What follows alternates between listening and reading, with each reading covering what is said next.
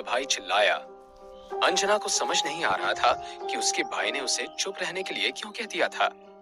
इस वक्त अंजना के भाई को देखकर आहान मुस्कुरा रहा था और अंजना का भाई आहान को देखकर हैरान था।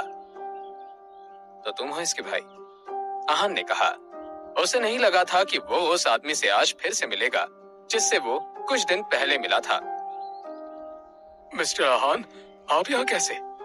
अंजना के भाई ने आगे झुककर मुस्कुराते हुए पूछा। दरअसल अंजना का भाई कोई और नहीं बल्कि देव शर्मा था। देव और आहान गीत कपूर की बर्थडे पार्टी में मिले थे।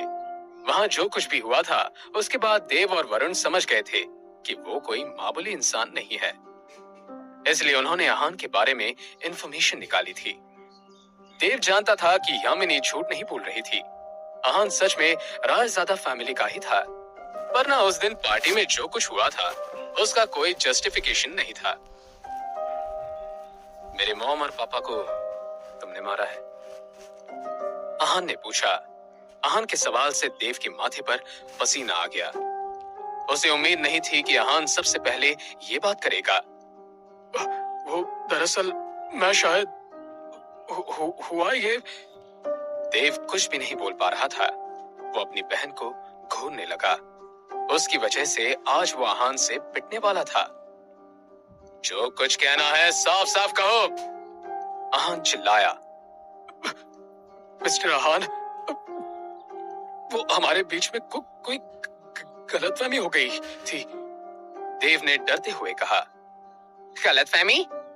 यामिनी ने हैरान होते हुए कहा। तुम लोग मुझे और शेखर को मारना चाहते थे और अब कह रहे हो कि गलतफहमी हो गई है? ये क्या बात हुई? यामिनी ने कहा। अरे आप मेरी बात तो सुनिए। देव एक्सप्लेनेशन देना चाहता था। नहीं, मुझे कुछ नहीं सुनना। तुमने हमें मारने की कोशिश की थी। अब तुम इतनी आसानी से तो यहाँ से बच के नहीं जा सकते, यामिनी ने कहा। देव समझ गया था कि यामिनी उससे बदला लेकर रहेगी, इसलिए देव ने सोचा कि पहले ही माफी मांग ले और खुद को बचा ले। अच्छा ठीक है, आप कैसे बदला लेना चाहती हैं अब? देव ने कहा। वो जानता था यामिनी की बात नहीं मानी तो आहान आज उसे जाने नहीं देगा। थप्पड़, अपने आप को थप्पड़ मारो, यामिनी ने कहा। यह सुनकर देव हैरान हो गया। उसके मुंह से निकला, थप्पड़? हाँ, कोई प्रॉब्लम है? यामिनी ने कहा।